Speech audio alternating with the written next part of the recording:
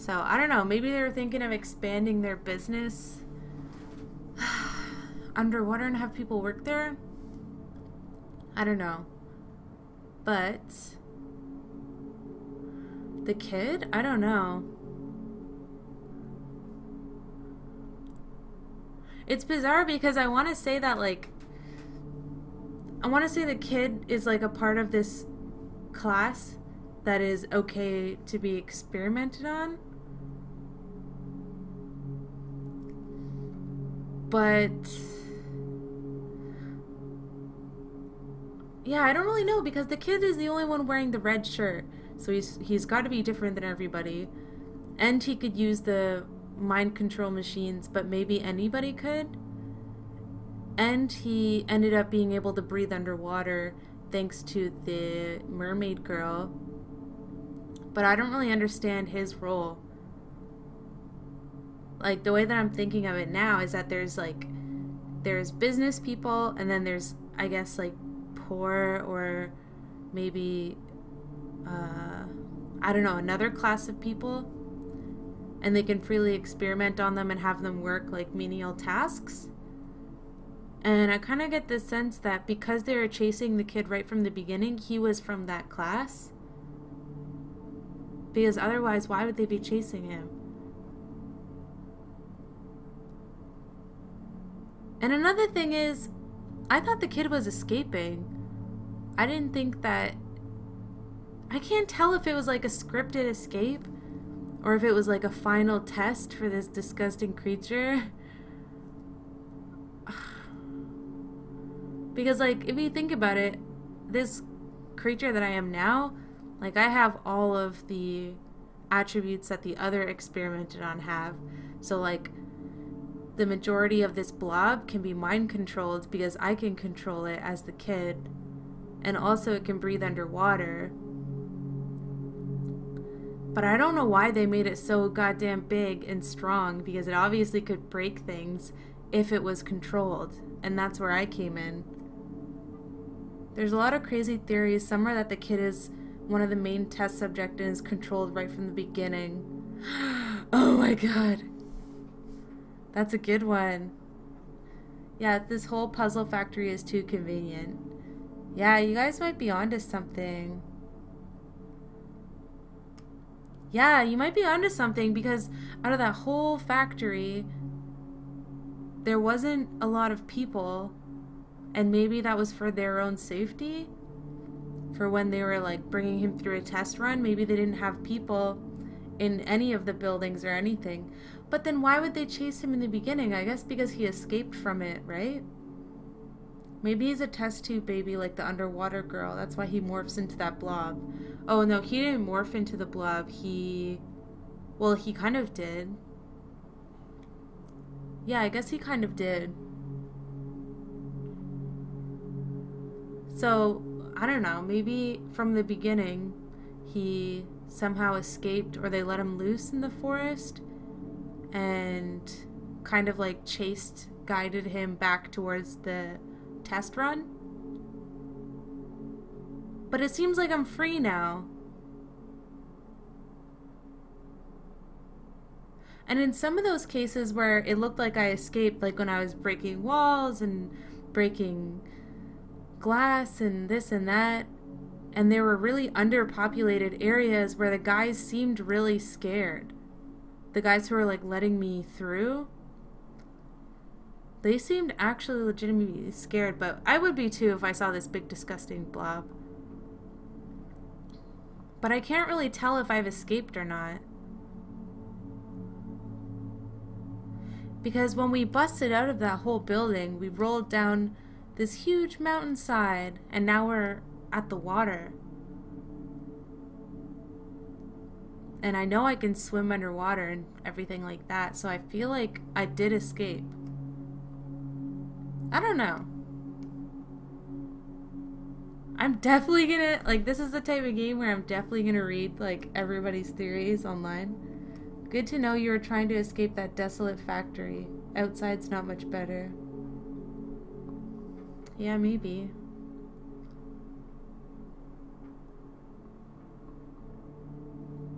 And actually, if I was a test subject and I was going through a run, that would make sense that I had a red shirt on.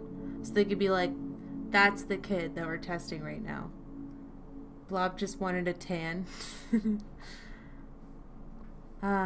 Did you guys notice that when the blob was holding the big flaming box, when I rolled away from it, though that area that was holding the box was totally burnt? That was kind of neat. And like when I fell out of the building and I kersplatted that man, I was covered in blood, and then when I went in the water, it washed away. I love that kind of stuff. How like your actions and the environment leave traces on the character. That's pretty cool. Yeah. But the strange thing about it is, I guess, like, does this kid possess mind control stuff? Because you know in the beginning when he was using the mind control headset, and that's how he was controlling the, like, zombie guys, he didn't do that near the end. He just naturally could control them or get them to follow him. And like when he was in the big thing of water, he was like pulling out the cords, and they were like grabbing for my character to join them.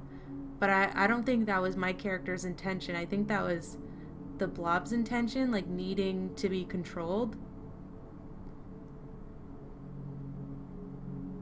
I don't know, it's interesting. It's kind of confusing why they made the blob so big though, because obviously it's going to be like, it's got mass and it's got weight to throw around. It was surprisingly fast when you can see his little leg, the little legs like. These guys went crazy on the details. Yeah, well they worked on this for 5 years. And I was reading the like the main environment artist, what's his name? Jeremy Peterman. He said that basically they went through the story and decided on what they wanted for the story, and then they blocked out the turning points of the story, and then they started adding like art assets, and then they switched stuff around, and they switched like information that's given to the player around, but mainly they kept it really, really vague. Like it's like one of those stories that's open to interpretation, but yeah, they did like a lot of iterative design for this. And it's like, it's such a good example of design because it's just like a side-scrolling puzzle platformer adventure game, but it doesn't feel like that at all. And not just because like the environments are 3D, like it feels like you don't really notice the limitation with only moving left and right, because like there's so many elements where you're going like up and down and interacting with different environmental. Okay, now let's talk about the friggin' gravity water. What the heck was that all about? Like, I get that they were doing sciencey things, but how could they reverse the gravity of the water? That I didn't understand. And I feel like they didn't really justify that. Because, like, it didn't seem to have anything to do with the experiments that they were doing. It was interesting for the level. And, like, it created a lot of interesting moments where you were on the ceiling in the water and you were looking down on, like, humans working away. But I didn't really get how that tied in. Yeah. I don't know. I don't really know what to think about it.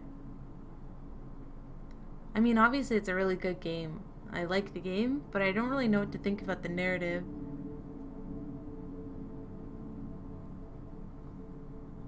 I guess it's important to leave a lot of, like, loose ends. You know?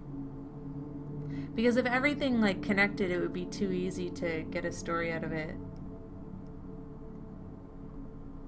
Yeah, there was a lot of just like shocking, interesting, like they used like shocking imagery and like, I don't know, symbolism, and you're like, oh, okay, I think I know how this ties in with this symbol and how this, like, but I guess it's important for like a story that's open to interpretation to leave a lot of loose ends, even if they don't really connect.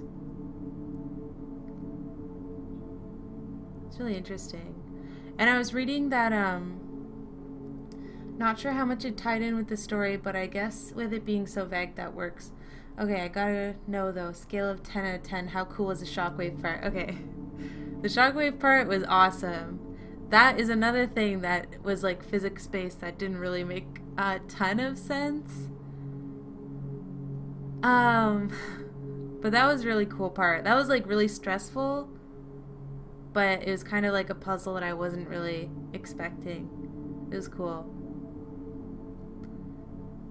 And it was cool just to see the bodies explode after this point. Yeah, I don't know. I'm really excited to do an analysis on this, though. There's so much shit to talk about.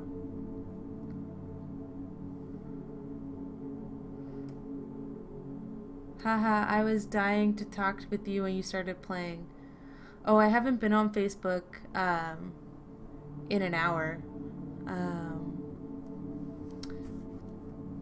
But damn, that was such a good game. Like, for a game that only has like three to four, like 3 is the average number of hours of gameplay, but like for me it was like probably 3.5. No, probably 3 hours, or 3 hours and 40 minutes is what it took me. But it's crazy like how quality it is, like the gameplay for the 3.5 hours or whatever. It's like gonna leave like more of an impact than like a lot of games that I spend like hundreds of hours playing. It's so good. Oh no, like weeks ago. Oh shit, I don't remember. I don't even remember days ago. But anyways, I guess it's time. Yeah, I only have a couple minutes left. I'm gonna do an analysis on this one, just like I did Bastion, and then I'm gonna choose a new Monday game to play. And I have a couple of ideas, but so I basically every month I get a Humble Bundle. I get monthly Humble Bundles, and I'm never gonna get around to playing like most of these games. So basically I chose like my top 5 games that I probably will never get to play, but that I think are really interesting. And the one that I'm going to give away, if anybody wants it, if you don't want it, then don't take it, I don't care. But I'm going to bring up the... Is it just Brigador? Yeah, it is. I'm going to show you it on Steam. Yes. Anyways, it's called Brigador, and it's got a 10 out of 10 on Steam, and on GOG it's 4.6 out of 5. It's a real-time tactical game, and like the reception of it is just like overwhelmingly positive overall, and it's supposed to be really cool. But like I said, I'm never ever gonna get the chance to like its high mobility and audiokinetic pulse is its best get around defense. to playing it, so the mongoose is small but hard to track. it looks and really its active cool. Camouflage allows it to easily flank enemies.